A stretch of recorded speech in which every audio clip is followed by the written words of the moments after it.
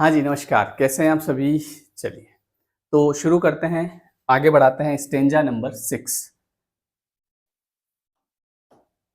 A prayer for my daughter W B. Yeats. अब देखिए इसमें कवि क्या कहना चाह रहा है नेक्स्ट स्टेंजा में, वो बोल रहा है कि may she become a flourishing hidden tree. She कौन? मेरी बेटी। वो भगवान से प्रार्थना कर रहा है कि मेरी बेटी को आप फलता-फूलता बनाना, लेकिन उसको फलता-फूलता ट्री बनाना है, लेकिन ऐसा ट्री जो कि हिडन हो, छुपा हुआ हो, है ना? मतलब कि यहाँ पर ये जो हिडन है, ये एडजेक्टिव का के रूप में आ रहा है। यहाँ पे ट्री जो है वो आपका नाउन है। तो मेरी जो बेटी है ना, वो फ्लोरिशिंग का मतलब क्या होता है? खिलती हुई, फलती-फूलती, जैसे हम बोलते हैं ना कि उम, अ, वो आशीर्वाद देते हैं किसी को तो बोलते हैं ना, फलते-फूलते रहो। तो मेरी बेटी खिलती रहे, फलती-फूलती रहे, लेकिन उसे एक हिडन ट्री की तरह बनाना। जैसे मान लो कि हमने कहीं कोई बगीचा देखा, उस बगीचे में देखा एक गुलाब का फूल लगा है, तो हम देखते हैं इधर-उधर कोई देख तो नहीं रहा है, उसको कोशिश में रहते हैं तोड़ने की। हमको वो लगा हुआ फूल अच्छा नहीं लगता है, हम उसको बस तोड़ना है, तोड़ने के बाद में हम थोड़ी देर उससे खेलेंगे और फेंक देंगे। लेकिन वहाँ अगर वो लगा रहेगा तो वो हमेशा खिला हुआ रहेगा। तो कवि ये चाहता है कि मेरी बेटी के ऊपर ये खराब लोगों की नज़र नहीं पड़े, इसको ऐसा बनाना जैसे कोई छिपा हुआ ट्री होता है। अब मान लो कोई जंगल है और जंगल में कोई अगर पेड़ है या फिर कोई भी पौधा है फूल का, उस पे अगर फूल लगा हुआ रहेगा तो वो ज़्यादा समय तक चलेगा क्योंकि लोगों की नज़र नहीं पड़ेगी। तो कवि यहाँ पे ऐसी प्रार्थना करना चाहता है, भगवान से प्रार्थना कर रहा है दैट ऑल हर। अच्छा, इसमें एक बात और ध्यान रखना, जैसे एग्ज़ाम में आपके ऐसे क्वेश्चन भी आ सकता है कि किस प्रकार की ट्री की कवि बात कर रहा था प्रेयर फॉर माय डॉटर में, है ना? तो यहाँ पे आपसे 4 ऑप्शन आएँगे, तो उसमें फ्लोरिशिंग हिडन ट्री ऐसे, हैं? ध्यान रखना। दैट ऑल हर थॉट्स में लाइक द लिनेट बी। अब जैसे ये क्वेश्चन, ये वाली लाइन आई, इसमें मेरी जो बेटी है उसके जो विचार रहे, जो थॉट रहे, वो किस तरह के रहे? जो लिनेट बी, लिनेट का मतलब होता है एक ऐसा पक्षी जो कि सुर में गाता है, तो उस पक्षी की तरह मेरी बेटी के थॉट रहे। अब आपसे पूछा जा सकता है कि किस पक्षी की तरह उसकी बेटी के थॉट रहे, ऐसा कवि चाहता है, प्रार्थना करता है, 4 ऑप्शन दे दिए। तो आपको बताना है कि भैया लिनेट ट्री के बारे में बात कर रहा है, ये ऐसे, ठीक है? And have no business but dispensing round. अच्छा, मेरी बेटी को और कोई काम नहीं हो, मतलब और कोई काम नहीं हो बजाय किसके? कि वो फैलाती रहे, dispensing round their magnanimities of sound. मैग्नेटिविस का मतलब होता है दयालुता। मैग्नेनिमिटीज, मैग्नेनिमिटीज, ठीक है, इसका मतलब होता है दयालुता। तो जो वो दयालुता का जो साउंड है, वो लोगों में बांटती रहे। जैसे इसमें बात क्या हो रही है कि सुंदरता पे ज्यादा ध्यान नहीं दे, लेकिन अपनी जो काइंडनेस है वो लोगों में बांटती रहे, भले इसके अलावा वो कुछ भी काम नहीं करेगी, नो बिजनेस तो भी चलेगा। यहाँ पे एक फिगर ऑफ स्पीच है लाइक सिमिली, ठीक है, और यहाँ पर एक और फिगर ऑफ स्पीच है एनाफोरा। आप यहाँ पर देख रहे होंगे नोर बट, नोर बट, जब सेम फ्रेजेस इस तरीके से आती है, सेम फ्रेजेस, है ना? ये फ्रेज है पूरी, जैसे एक वो पहले बताया था मैंने एंड और एंड आ रहा था, है ना? तो वो अलग फिगर ऑफ स्पीच है। यहाँ पे देखो फ्रेज आ रही है नोर बट, नोर बट, तो यहाँ पे फिगर ऑफ स्पीच कौन सा होगा? एनाफोरा होगा, ठीक है? नोर बट इन मेरीमेंट बिगेन चेस। वो अगर किसी चीज के पीछे भागे तो खुशी खुशी भागे, आनंद के साथ भागे, इसका मतलब होता है आनंद। यहाँ पे मैंने लिखा भी है आपके लिए, मेरीमेंट का मतलब होता है चीयर, प्रसन्नता, फेस्टिविटी, फेस्टिवल वाला, जॉयफुलनेस, ह्यूमर, ब्राइटनेस। यहाँ पे मैंने आपके लिखा है फ्लोरिशिंग का मतलब क्या होता है? ब्लूमिंग, ब्लूम होना, जैसे कोई फूल है वो एकदम से ब्लूम होता है, ठीक है? प्रॉस्परस, प्रॉस्परस मतलब होता है समृद्धि, ठीक है? एक्सपेंडिंग, एक्सपेंड होना, खिलना, और ग्रोइंग, ग्रो होना, ये इसका मीनिंग लिख दिया मैंने। मेरीमेंट का मतलब क्या होता है? चीयर। तो नोर बट इन मेरीमेंट अ क्वारल, मतलब कि वो किसी का पीछा करे तो भी खुशी के साथ करे। मतलब जीवन में हम, अभी आप पीछा कर रहे हैं कहीं का, जॉब का, आप चाहते हैं कि मुझे जॉब मिले, तो दुख के साथ नहीं करे वो कि अरे मेरी जॉब नहीं लगेगी तो क्या होगा, अरे क्या होगा, ऐसे नहीं, खुशी के साथ। और अगर किसी से लड़ाई भी करे तो भी खुशी खुशी करे। ओ में, अब यहाँ पे देखिए ओ किसके लिए यूज कर रहा है? भगवान के लिए। क्या भगवान उसको दिख रहे हैं? भगवान सामने बैठे हैं? हाँ, क्या बोल रहा है भैया? नहीं, भगवान सामने नहीं बैठे हैं ना, वो भगवान से बात कर रहा है, लेकिन भगवान तो है ही नहीं, तो कौन सा फिगर ऑफ स्पीच हो जाएगा यहाँ पे? अपोस्ट्रोफी। और यहाँ पे एक और फिगर ऑफ स्पीच यूज किया हुआ है लाइक सम ग्रीन लॉरेल, तो यहाँ पर ये सिमिली का यूज किया गया है। और एक और एलिट्रेशन भी साथ के साथ बता देता हूँ, परपेचुअल प्लेस, तो ये परपेचुअल प्लेस अलिट्रेशन का यूज किया गया है।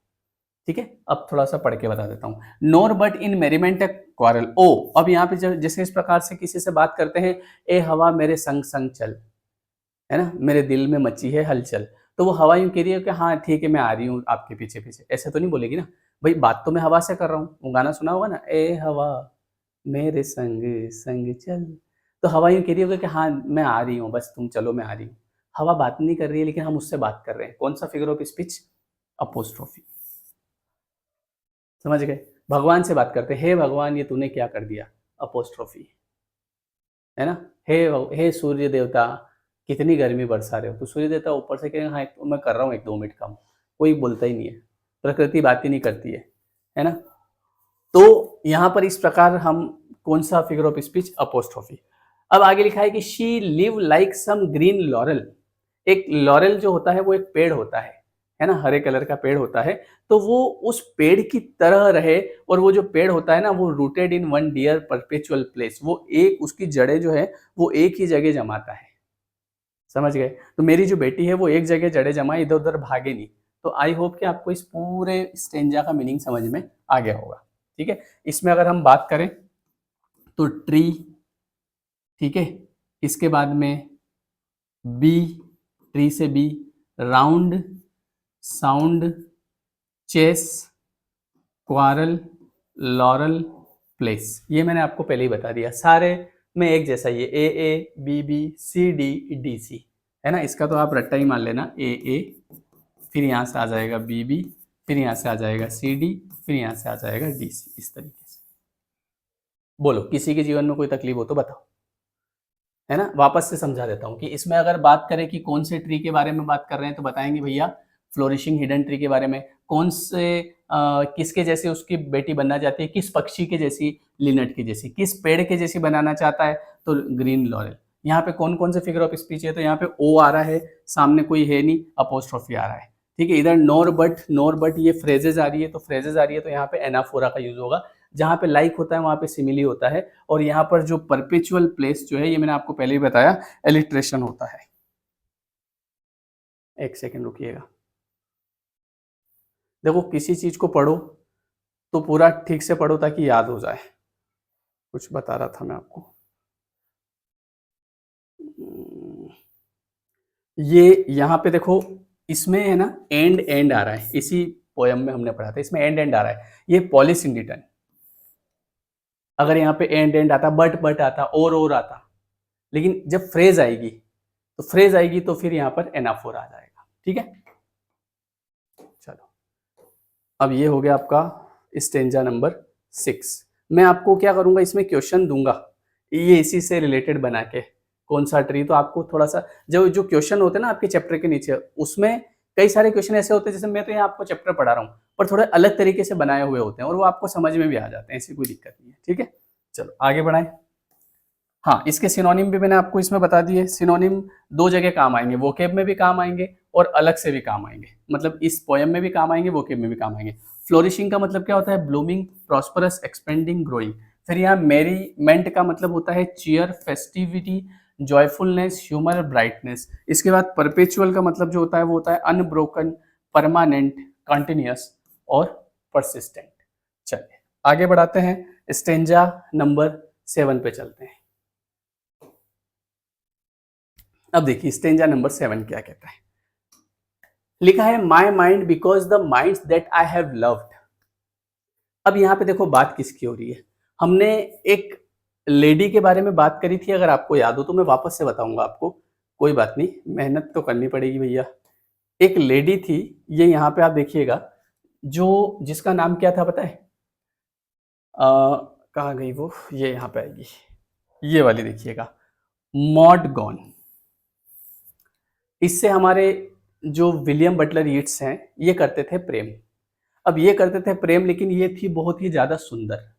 अब ये बहुत ज्यादा सुंदर थी तो इसने रिजेक्ट कर दिया उनका प्रपोजल। तो रिजेक्ट तो कर दिया, लेकिन आज भी दिमाग में यही बसी है ना, आज भी दिमाग में यही बसी है। तो अभी जो नेक्स्ट जो मैं आपको स्टेंजा बताऊंगा उसमें इसी के बारे में बात की है कि हाँ मैंने भी प्यार किया है ना। इस स्टेंजा में यही बात आएगी कि वो कहेंगे कि क्या मैंने प्यार नहीं किया क्या, मैंने भी किया है। क्या मैंने सुंदरता से प्यार नहीं किया? मैंने भी किया है। तो वो इस लेडी के बारे में बात करेंगे, मॉड गॉन। तो ये क्वेश्चन एग्जाम में आ जाए तो ध्यान रखना। इनकी जो पत्नी थी ये जॉर्जिया हेडलीस है, ये इनकी पत्नी है ना? लेकिन ये प्यार इससे करते हैं। अब इसके बारे में बात करेंगे। ये इससे बहुत प्यार करते हैं, लेकिन ये नहीं चाहते कि मेरी बेटी इसके जैसी बने। एन इसके जैसी इसलिए नहीं बने क्योंकि ये कविता का ख्याल ही इसी से आया। ये इतनी ज़्यादा सुंदर थी कि इसने मना कर दिया शादी करने के लिए। और फिर जो जिससे शादी को करी वो एक ऐसा आदमी चुना जो कि बहुत ही एंग्री था, बहुत ही गुस्से वाला था। उससे जाके शादी करी। तो ये चीज़ आज आज भी विलियम बटलर यीट्स को हजम नहीं हो रही। बोले यार ये मैं इतना बढ़िया था, मेरे से शादी नहीं करी, मैं इतना प्रेमी आदमी और एक ऐसे गुस्से वाले आदमी से जाके शादी करी। ये क्या दिमाग होता है इन लड़कियों का। ये सुंदरता के चक्कर में उसको लगा कि अरे अपने को तो कोई भी मिल जाएगा। ये अब अगले पैराग्राफ में आएगा, अगले स्टेंजा में आएगा। चलो, ये मैं इसलिए बता रहा हूँ ताकि आपको याद रहे कि बात किसके बारे में हो रही है। अब देखो, my mind because the minds that I have loved. अब मेरा जो दिमाग है, अब मेरे दिमाग ने प्यार किया एक ऐसे दिमाग से, है ना? Because the minds that I have loved, एक ऐसा दिमाग जिससे मैंने प्यार किया। The short of beauty that I have approved, एक ब्यूटी जिसको मैंने अप्रूवल दी थी, मैंने अप्रूव किया था। प्रॉस्पर बट लिटिल, अब उसके अंदर प्रॉस्पेरिटी थी उस समय, लेकिन अब वो बात नहीं रही। अब वो धीरे धीरे कम हो गई है। And has dried up of late, और अब तो वो सब ड्राई हो चुका है, अब सब कुछ सूख चुका है। अब तो मेरा दिमाग ही मतलब वैसा नहीं रहा जैसा पहले था।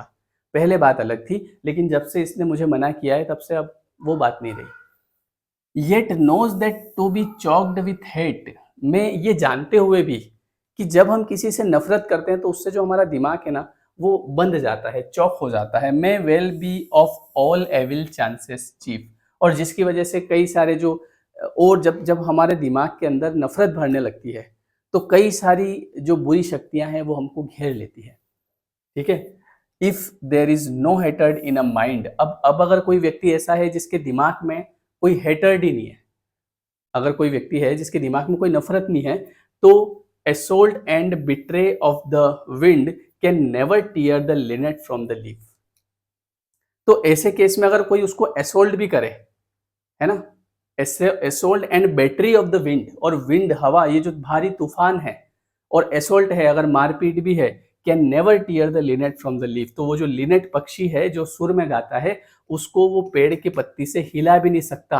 मतलब यहाँ पर अब इसका उद्देश्य समझो, भाव समझो। अगर किसी व्यक्ति के अंदर घृणा है, नफरत है, तो वो अपने जीवन को अच्छे से जी नहीं पाएगा। लेकिन अगर किसी व्यक्ति के अंदर कोई नफरत नहीं है किसी के प्रति, तो उसको कोई फर्क नहीं पड़ेगा, क्योंकि ये दुनिया ऐसी है। लोग आपको मतलब आपसे काम भी ले लेंगे, फिर आपको बुरा भी बोल जाएंगे। अब जिस व्यक्ति के अंदर इतनी सारी नफरत भरी है तो वो अरे इसने मेरे को ऐसा क्यों बोला, इसने मेरे को ऐसा क्यों बोला। और जिस व्यक्ति के अंदर प्रेम भरा है, ठीक है यार, उसके कोई फर्क नहीं पड़ेगा। उसको उस लिनेट को उस पत्ती से कोई हिला नहीं सकता, चाहे भारी तूफान आ जाए, चाहे कितना भी कुछ भी हो जाए। तो आई होप कि आपको ये स्टेंजा क्लियर हुआ होगा। अब यहाँ पे मैंने इसके वोकेबलरी जो है वो भी ले ली है आपके लिए। असोल्ट का मतलब होता है किसी के साथ रेप या वायलेशन या रेविशमेंट या मारपीट होता है। ठीक है, चलो आगे बढ़ाएं। 7 8 9 एक सेकेंड, मुझे लगता है कि इसमें, हाँ चलो कोई बात नहीं, और वोकेबलरी चलो ऐड करते हैं। एक काम करें, अभी हम इसको यहीं तक रखते हैं। इसमें मेरे को लग रहा है ये पीडीएफ मैंने इसमें दूसरी ले ली है, क्योंकि एक पीडीएफ मैंने वो कंट्रोल एस उसको सेव नहीं किया होगा, क्योंकि मैंने आपके लिए इसमें अंडरलाइन भी किया था और वो वोकेबलरी भी लिखी थी नीचे। तो वो ये पीडीएफ शायद दूसरी आ गई है। तो मैं अभी एक काम करते हैं, अब ये 2 पैराग्राफ हो गया ना आपका। अब अगला वीडियो एक और बनाने वाला हूँ, इसके जस्ट बाद अभी बनाऊंगा। ठीक है, तो उसमें आपका जो बाकी के 3 स्टेंजा है वो उसमें कवर करेंगे, और फिर उसके बाद में मैं आपको क्वेश्चंस भी दूंगा इसके नीचे। तो उन क्वेश्चंस को करके देखना आपसे हो रहा है, और बिल्कुल ठंडे दिमाग से पढ़ो, जल्दबाजी नहीं करना है। ठीक है, समय है हमारे पास, और अभी आपकी 1-2 दिन में यूनिट नंबर 15 कंप्लीट हो जाएगी। तो इसके फिर और हम क्वेश्चन आंसर्स भी साथ साथ में करेंगे। ठीक है, चलिए, तो अभी फिर दूसरा वीडियो बनाऊंगा, उसमें 8, 9 और 10th को कवर करेंगे। ठीक है, चलिए थैंक यू, पढ़ते रहिए, अच्छे से पढ़ते रहिए। और जो आपकी यूनिट नंबर 20 है उसमें मैंने अभी वीडियो ऐड किए हैं, ठीक है? उसमें जो आपका कौन-कौन से मुल्क राज आनंद और भी बहुत सारे इंडियन राइटर्स वाला जो पार्ट है ना, यूनिट नंबर 20, उसमें बहुत सारा होता है। लेकिन जो इम्पोर्टेंट हैं उनको आप पढ़ लेना, क्योंकि बहुत सारे तो वैसे मैंने नाम सबके दे दिए हैं, आपको एक पीडीएफ होगी उसमें, उसमें देखना जितने भी इंडियन राइटर है सबके नाम हैं। नाम तो एक बार पढ़ लेना, लेकिन जिनके बारे में पढ़ना है उनकी वीडियोज़ मैं आपके लिए अपलोड करूँगा। अभी मैंने 3-4 वीडियो आज अपलोड भी किए हैं, आप एक बार चेक कर लेना, ठीक है? उनको देख लेना। चलिए मिलते हैं फिर अभी नेक्स्ट वीडियो में।